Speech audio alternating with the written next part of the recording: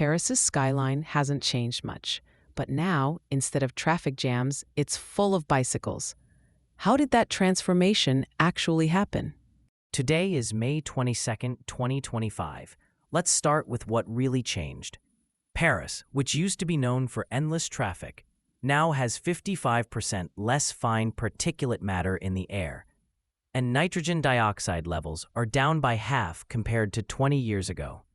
That comes from AirPurif. That's the independent group monitoring air quality in the city. But what made this possible? Policy was the main factor. Paris built more than 1,000 kilometers of bike lanes, shut major roads to cars, lowered speed limits, and made it harder for big vehicles, like SUVs, to drive through the city center. But it wasn't only about new infrastructure. It really changed the way people get around. But how does that actually affect health? Are we only talking about cleaner air, or is there evidence that these changes are saving lives? There's solid data on that. AirPurif estimates that continuing these policies could prevent up to 7,900 premature deaths in the next few years. And Paris now records only 3 poor air quality events each year. That's the lowest ever measured. That's a huge difference. But it's not just about what's in the air. It's about daily life. Has cycling really become a normal part of living in Paris? Yes, it has. The number of daily bike trips has more than tripled since 2010. Now, around 1 million cycling trips happen every day, and bikes account for more than 11% of all journeys in the city.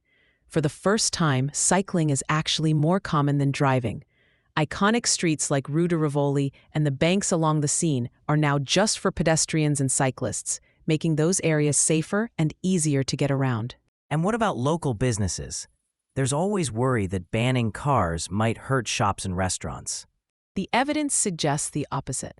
Shops in these car-free zones are actually seeing more customers.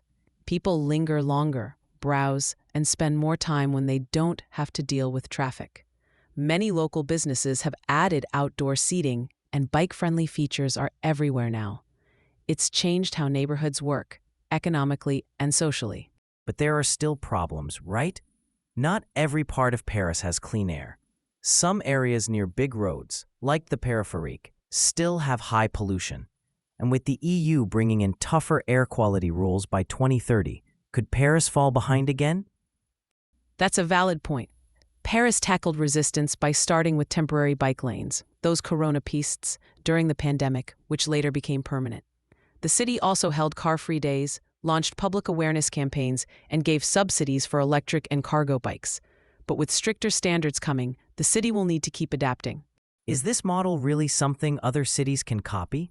Paris is pretty compact and flat. What about places that are bigger, hillier, or have tough weather? The core ideas can be tailored. In colder cities, you'd need bike lanes that handle snow and safe, sheltered places to park. For sprawling cities, it might mean building dense bike networks in key areas and connecting them to public transit. Where cycling isn't the norm, things like e-bike subsidies or free bike share programs can help.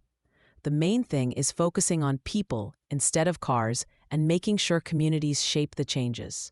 So looking at the bigger picture, why does this matter beyond just Paris? Air pollution is one of the top causes of illness and early death in cities everywhere. Paris shows that big policy changes can quickly improve both health and quality of life. It's a clear example for any city facing climate or health problems. Change is possible, and it can happen fast. So the takeaway isn't just about bikes or about Paris itself. It's about cities putting health and people at the center and seeing real, measurable results. That's right. And with global air quality and climate challenges ahead, the way Paris did this could spark meaningful action in other places too. Paris's cycling transformation isn't just a local story. It's a guide for cities everywhere. Thanks for listening. This episode was brought to you by mynews.studio. Give it a try for free.